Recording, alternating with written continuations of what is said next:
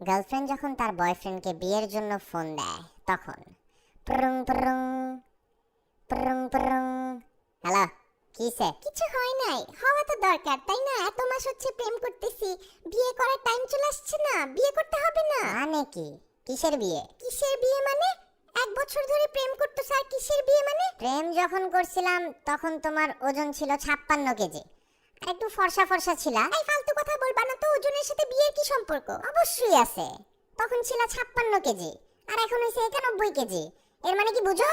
মফিজ, ফালতু কথাবার্তা শুরু কইরা না, আমার কিন্তু মেজাজ খারাপ হচ্ছে। এর মানে হইলো প্রেমের স্টার্টিং এ আমি এই কন্ট্রাক্টে প্রেম করছিলাম যে তোমার শরীরের সাইজ 56 ছিল, হ্যাঁ মানে 56 কেজি ছিল।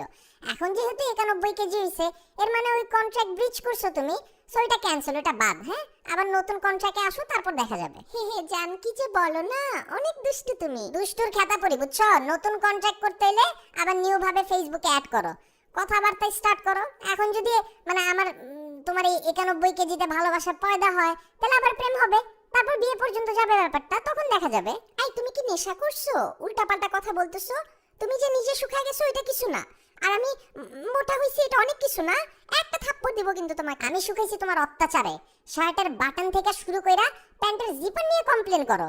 সকালবেলায় রিক্সা নিয়ে আসতে বলো তোমারে পিক করতে, নবাবগিরি পাইছো না? তাও কই যাও? গাউসিয়া। আরে ভাই, নিজে গাউসিয়া তো যেতে পারো, তোমার বাসার থেকে তো আরো কাছে, তাই না? কিন্তু আমার বাসার থেকে তোমার বাসায় যাইতে হবে রিক্সা নিয়ে, তারপর তোমারে পিক করে, তুমি তো নবাব তাই না? তো তোমারে নিয়ে আবার গাউসিয়া যেতে হবে। তার উপর আবার রিক্সাওয়ালার সাথে তর্ক করছি। পুরাই 1 বছর তো আমার খালি রিক্সাওয়ালাদের সাথেই কথা বলে পার হইছে। পকেটও টাকা বের করতে করতে ছিদ্র হয়ে গেছে পকেট।